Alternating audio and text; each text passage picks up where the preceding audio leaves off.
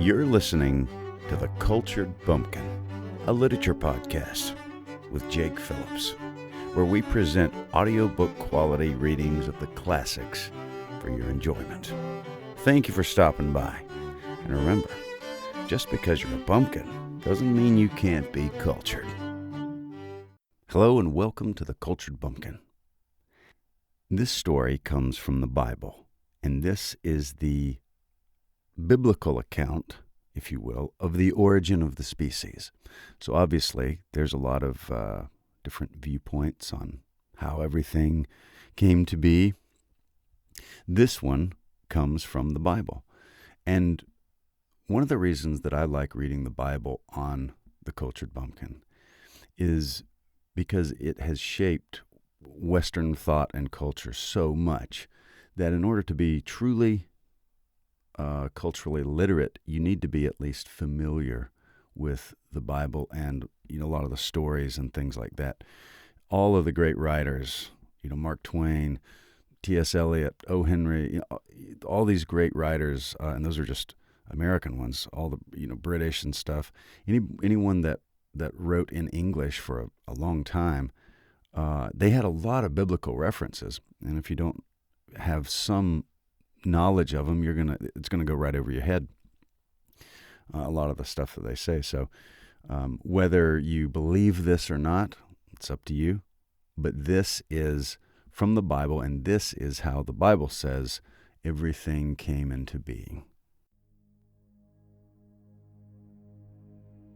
The story of creation from the Holy Bible, the book of Genesis. In the beginning, God created the heaven and the earth. And the earth was without form and void, and darkness was upon the face of the deep. And the Spirit of God moved upon the face of the waters. And God said, "Let there be light." And there was light. And God saw the light, that it was good. And God divided the light from the darkness. And God called the light day, and the darkness he called night. And the evening and the morning were the first day. And God said, "Let there be a firmament in the midst of the waters, and let it divide the waters from the waters." And God made the firmament, and divided the waters which were under the firmament from the waters which were above the firmament. And it was so. And God called the firmament heaven. And the evening and the morning were the second day. And God said, "Let the waters under the heaven be gathered together unto one place, and let the dry land appear." And it was so. And God called the dry land earth, and the gathering together of the waters called he seas. And God saw that it was good. And God said, "Let the earth bring forth grass, the herb yielding seed, and the fruit tree yielding fruit after his kind, whose seed is in itself upon the earth." And it was so. And the earth brought forth grass, an herb yielding seed after his kind, and the tree yielding fruit, whose seed was in itself after his kind. And God saw that it was good. And the evening and the morning were the third day. And God said, "Let there be lights in the firmament of the heaven to divide the day from the night, and let them be for signs, and for seasons, and for days and years. And let them be for lights in the firmament of the heaven to give light upon the earth." And it was so. And God made two great lights, the greater light to rule the day, and the lesser light to rule the night. He made the stars also. And God set them in the firmament of the heaven to give light upon the earth, and to rule over the day and over the night, and to divide the light from the darkness. And God saw that it was good. And the evening and the morning were the fourth day. And God said, "Let the waters bring forth abundantly the moving creature that hath life, and fowl that may fly above the earth and the open firmament of heaven. And God created great whales, and every living creature that moveth, which the waters brought forth abundantly after their kind, and every winged fowl after his kind. And God saw that it was good.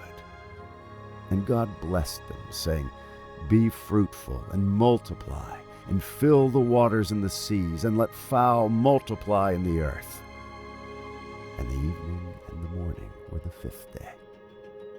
And God said, Let the earth bring forth the living creature after his kind, cattle and creeping thing, and beast of the earth after his kind.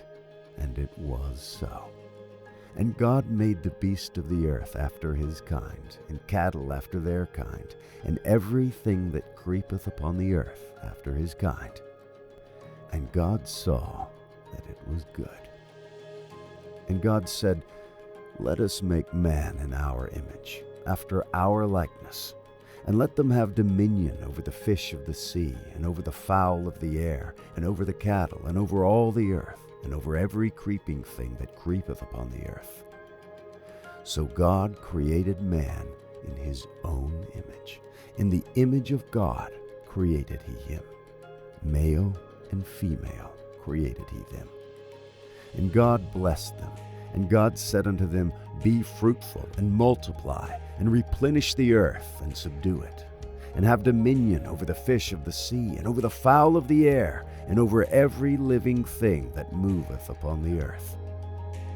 And God said, Behold, I have given you every herb-bearing seed which is upon the face of all the earth, and every tree in the which is the fruit of a tree yielding seed, to you it shall be for meat.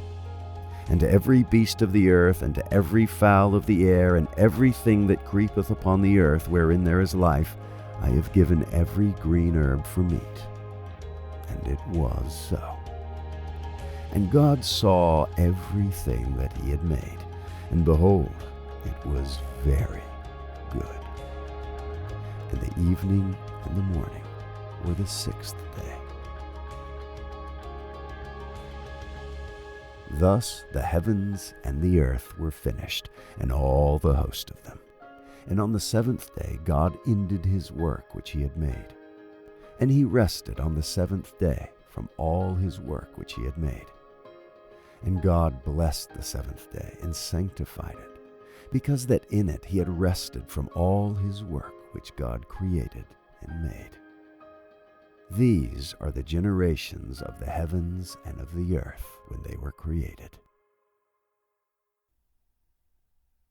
So there you have it, the genesis of all things according to the Bible.